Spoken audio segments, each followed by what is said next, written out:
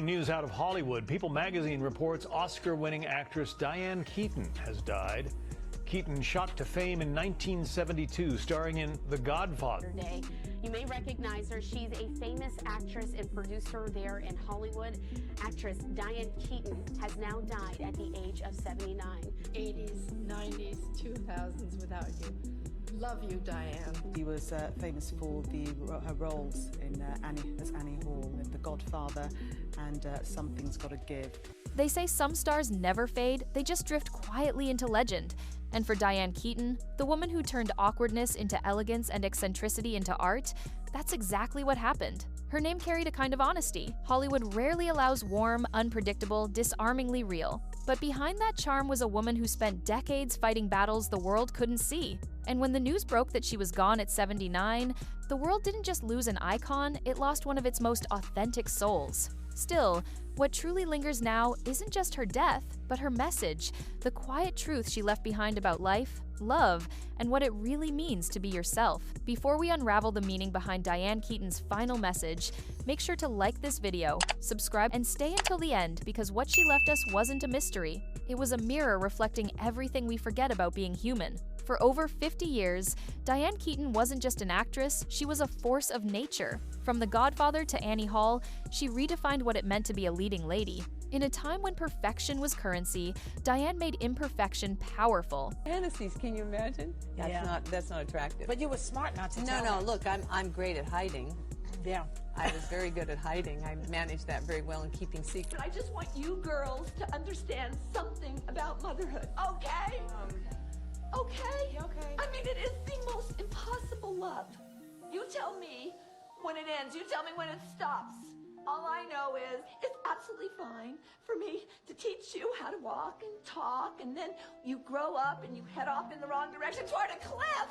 And I'm supposed to just stand there and wave and go, well, kids, good luck. It's Mom. I'm here. Well, I can't do that. She wore oversized suits instead of glittering gowns, delivered nervous laughs instead of scripted smiles, and gave audiences something they didn't even know they were craving: authenticity. She wasn't the kind of woman Hollywood invented.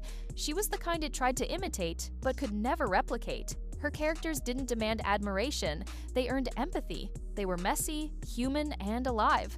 Diane didn't need to play heroes because she understood something deeper, that honesty was more captivating than perfection ever could be. And yet, beneath that charisma was a woman who never truly felt comfortable in her own skin. Diane once admitted she was never the confident woman people assumed she was.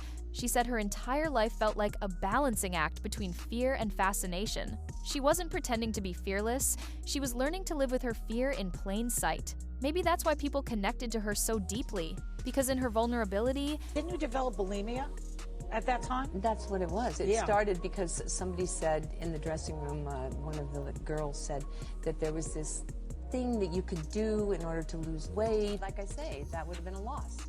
That would have been a big loss for me.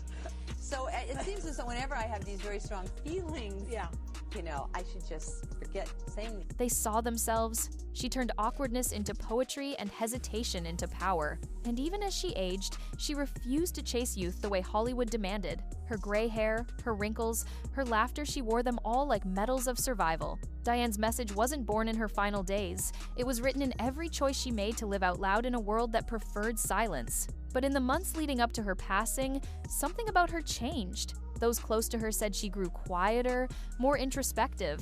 She canceled events, skipped interviews, and pulled away from the public eye. Her famous Brentwood home, her sanctuary, her masterpiece was suddenly listed for sale. To outsiders, it was just real estate. To those who knew her, it felt symbolic. The woman who once called that home my forever project was letting it go. Her neighbors stopped seeing her on morning walks. Her once lively Instagram feed went dark. For someone who always communicated through humor and art, that silence was deafening. Ron Rifkin and Angelica Houston and Woody, we did a scene at Elaine's, the fabulous Elaine's place. It wasn't the kind of silence that hides sadness, it was the kind that feels like acceptance, like someone who had already said everything they needed to say. And then came the announcement. No warning, no long illness made public, Diane Keaton gone at 79. The family's statement was short, professional, and guarded, asking for privacy during a time of grief. But fans across the world couldn't shake one question: what did she want us to take from her goodbye? Because if you look closely at the last few years of her life, she was leaving clues not in her words, but in her actions. She started writing less about fame and more about gratitude. She spoke openly about aging, about loneliness, and about finally being okay with both. It was as if Diane had already found peace with things most people spend their entire lives running from. That acceptance, that calm surrender, became her final message to the world, even if she never said it out loud. To understand why that message feels so profound, you have to remember where she came from. In her 20s, Diane developed bulimia, a secret that shadowed her for years. It started with a director telling her she'd only get a role if she lost weight. That one offhand comment became a lifetime of obsession and shame. She learned how to smile while suffering, to make art out of insecurity. "I was great at hiding," she once said, and Hollywood, of course, was great at rewarding her for it. When Woody Allen joked about her eating disorder at a public event, she laughed along, but those who knew her said that laugh wasn't real. It was armor. Diane's entire career was built on turning pain into performance. But beneath the laughter was a woman who had been quietly starving for something deeper than applause, self-acceptance. And in her later years, she finally found it.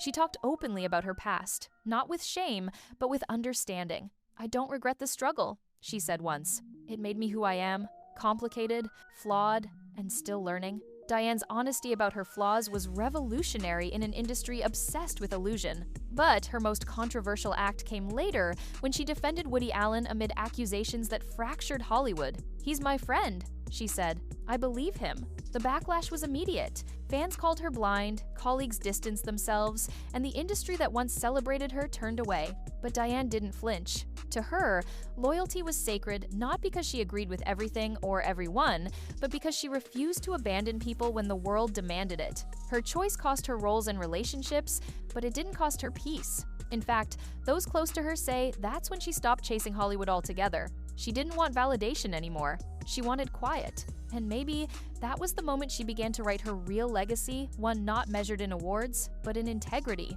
Her later years were defined by simplicity. She adopted 2 children on her own in her 50s, filling her life with love and routine. She spent mornings gardening, afternoons writing, evenings surrounded by photographs and memories. The woman who once lived under flashing lights now found comfort in shadows. She spoke often about her mother's Alzheimer's battle, calling it the longest goodbye. That loss shaped her deeply. She learned that life isn't about chasing permanence, it's about cherishing moments that don't last. Maybe that's why, as her health declined, she started letting go. The house, the fame, the noise, all of it. She was clearing space for peace. And that's where her message truly comes into focus. Diane Keaton's farewell wasn't a speech or a statement, it was a way of living, a slow, graceful surrender to what mattered most. Her message was that beauty doesn't fade when you stop being young, it fades when you stop being curious. She wanted people to understand that you can love your wrinkles, your flaws, your silence, and still be radiant. In interviews near the end, she often said she felt grateful. Not for her career, not for her fame, but for the chance to have lived, to have made mistakes, to have loved people deeply even when it hurt. That was her quiet wisdom. Life isn't about being understood, it's about being felt. If you listen closely to her words across decades, you can hear her message unfolding piece by piece. "Don't be afraid to be yourself," she once said. "Even if the world doesn't understand you, keep being kind, keep laughing, keep going." That's the essence of her legacy. Diane Keaton's final act wasn't tragic, it was triumphant. It was the story of a woman who spent her whole life trying to love herself and finally succeeded. Her message wasn't about death, it was about living fully, honestly, and without apology.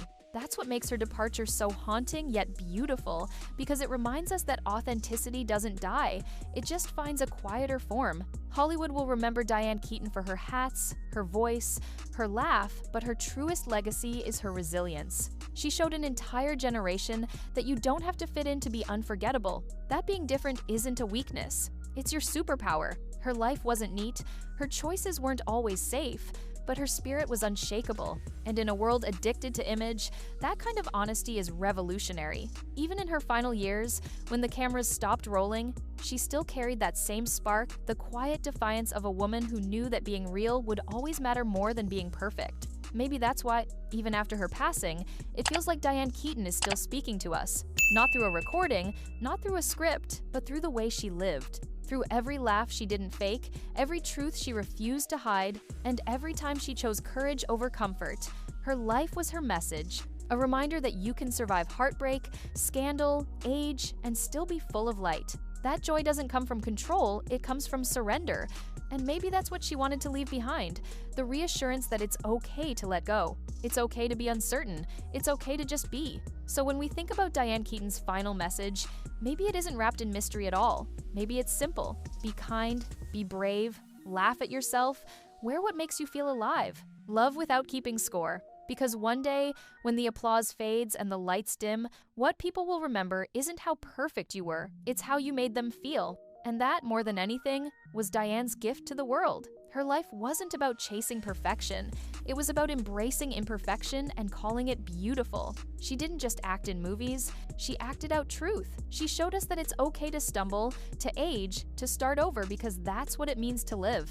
Diane Keaton didn't need a final monologue to say goodbye. She left her words scattered across a lifetime in her laughter, her courage, and her refusal to conform. Her story reminds us that legacy isn't about what you leave behind, it's about how deeply you lived while you were here. So maybe her final message wasn't goodbye at all. Maybe it was a reminder to keep going, to keep laughing, keep creating, and keep being the most honest version of yourself, no matter what the world expects. Because even though Diane Keaton is gone, her message remains not carved in stone, but alive in the hearts of everyone who ever saw themselves in her reflection.